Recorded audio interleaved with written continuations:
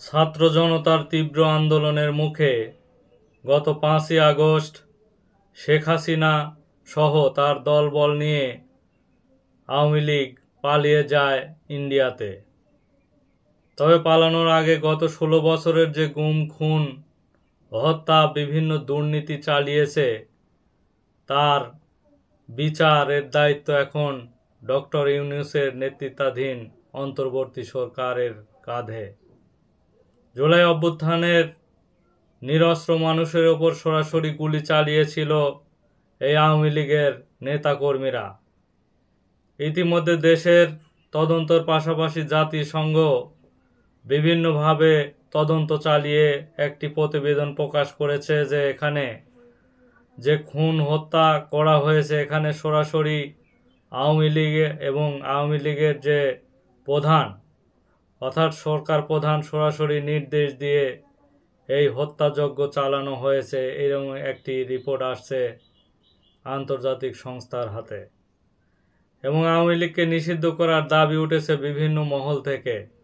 এখন ডক্টর ইউনূসের কাছ থেকে জানতে চাওয়া হয়েছে যে আসলে আওয়ামী লীগকে নিষিদ্ধ করা হবে কি না। শেখ হাসিনার পতনের নেতৃত্বাধীন দেওয়া বৈষম্য বিরোধী ছাত্র আন্দোলন এবং জাতীয় নাগরিক পার্টি বিভিন্ন রাজনৈতিক দলের পক্ষ থেকে অনেকেই দাবি তোলা হয়েছে যে আবার কেউ কেউ আওয়ামী লীগকে প্রত্যাখ্যানের দায় ছেড়ে দিয়েছে জনগণের উপর। মানে বৈষম্য বিরোধী ছাত্র আন্দোলন তথা বিভিন্ন দল সরাসরি বলেছে যে আওয়ামী লীগকে নিষিদ্ধ করা হোক, কিন্তু এখানে কিছু কিছু বড় দল তারা সরাসরি বলছে না যে আওয়ামী লীগকে নিষিদ্ধ করা হোক। তারা বলছে যে জনগণ যদি চায় তাহলে আওয়ামী লীগকে নিষিদ্ধ করা হবে, এরকম একটি তারা বক্তব্য দিচ্ছে। তারই পরিপ্রেক্ষিতে এখানে ডক্টর ইউনূসকে প্রশ্ন করা হয়েছে যে আপনার কি অভিমত।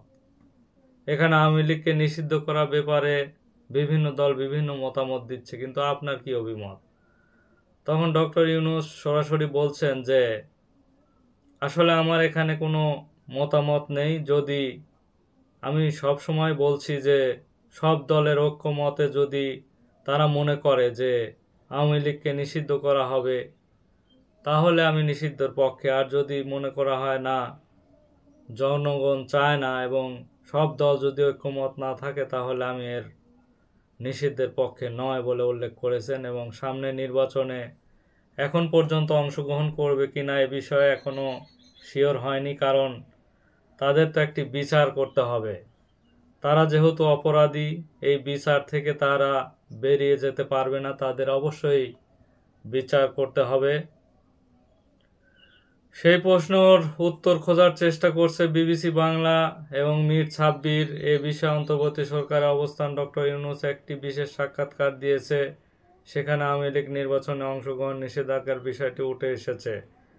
বিবিসি বাংলা আওয়ামী লীগের রাজনীতি নিয়ে রাজনৈতিক দলগুলোর মধ্যে মতভেদ দেখা দিয়েছে, বিভিন্ন কথা বলছে, এ বিষয়ে মতৈক্য প্রকাশ করেছেন এবং এ বিষয়ে আপনার সরাসরি অবস্থান নিয়ে আওয়ামী লীগকে নিষিদ্ধ করা হবে কিনা, এ বিষয়ে নির্বাচনে অংশ নিতে পারবে কিনা, এ বিষয়ে তিনি সুস্পষ্ট বলেননি কিছু। আমি এত ডিটেলসে যাচ্ছি না, আমার বরাবরই পজিশন হলো যে আমরা সবাই যে নাগরিক, এই দেশের অপেন সবার অধিকার এবং আমরা সবাই ভাই ভাই, আমাদের এই দেশ বাঁচাতে হবে, এই দেশকেই বড় করতে হবে। কাজেই মত দল নির্বিশেষে সবাইকে করতে হবে। এই দেশ কারো অধিকার কেড়ে নেওয়া উপায় নাই, কিন্তু এ দেশে অন্যায় করেছে তাদের বিচার হওয়া উচিত বলে উল্লেখ করেছেন ডক্টর ইউনূস।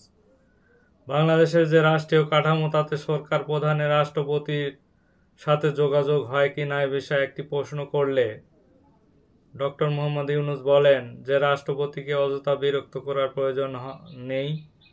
যদি আমার কখনো বিশেষ প্রয়োজন হয় তাহলে ওনার সাথে আমি যোগাযোগ করি, এমনি তার সাথে অন্য বিষয়ে কোনো যোগাযোগ হয় না। এ বিষয়ে আর একটি প্রশ্ন করা হয়েছে যে আপনি একটি যে রাজনৈতিক দল গঠন করেছিলেন সে বিষয়ে আপনার কি অভিমত, আপনি হয়তো একটি রাজনৈতিক ব্যক্তিত্ব। এ বিষয়ে তিনি বলেন হ্যাঁ, আমি একটি রাজনৈতিক দল গঠন করতে চেয়েছিলাম, কিন্তু সেটি তো পরে আর করা হয়নি। সেই কারণে আমি আর নতুন করে রাজনৈতিক দল গঠন করার কোনো ইচ্ছা নেই, বা আমি তখনই ঘোষণা দিয়েছি আমি আর রাজনৈতিক দল কোনো গঠন করব না বলে তিনি অভিমত ব্যক্ত করেছেন। প্রধান উপদেষ্টা এখানে বলেন যে রাজনৈতিক দল গঠন করি নাই, এ বিষয়ে তো আপনারা শুনলেন।